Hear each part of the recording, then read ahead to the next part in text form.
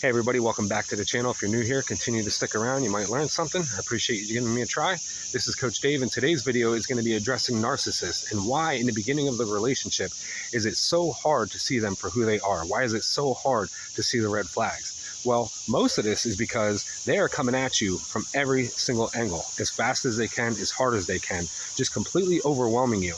And they're doing it in such a way that makes you feel like you're experiencing the euphoric fireworks and you're just so in love and so connected, and you've never felt this before. It's just amazing.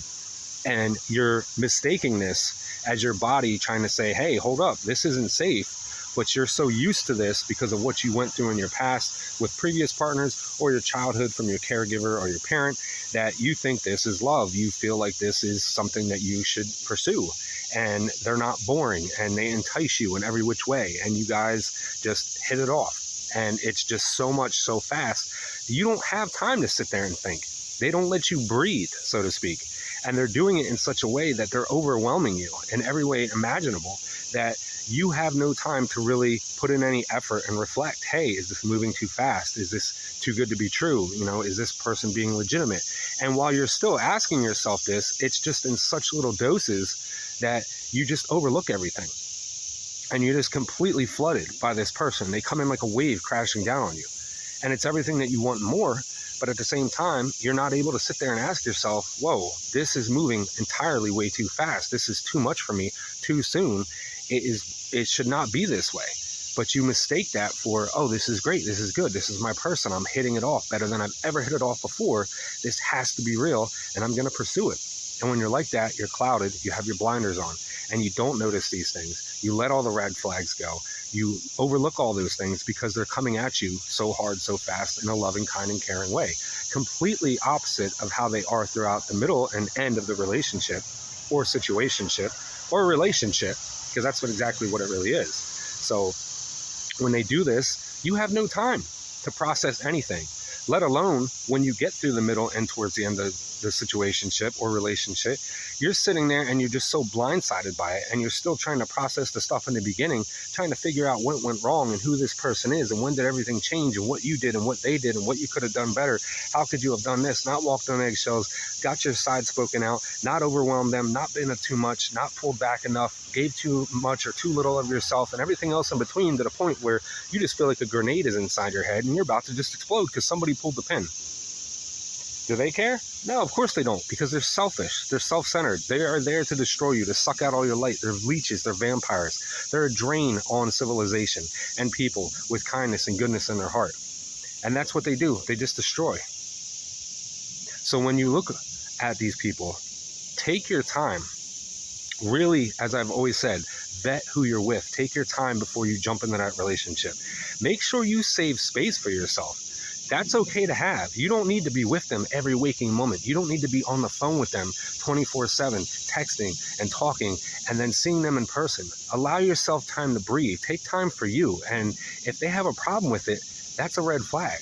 If they're moving too fast and they're not giving you any reciprocity to have some time to yourself so that you can get through your day and get out of work and not have to cater to them, so that you can go do your hobbies or see your friends and family that they usually try to seclude you from, to keep you away from everybody, so that they have you all to themselves in their sick little twisted web.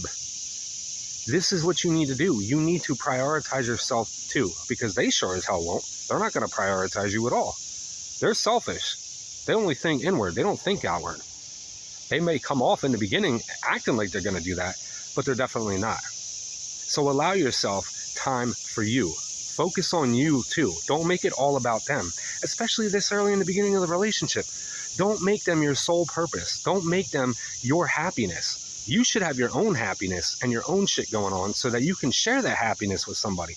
And if they're trying to make it look like you're their everything and it's only been 2 dates, that's a huge flag. And it's colored red, not green. You need to look at that and say, okay, I don't care how good this is. I don't care how amazing this person is.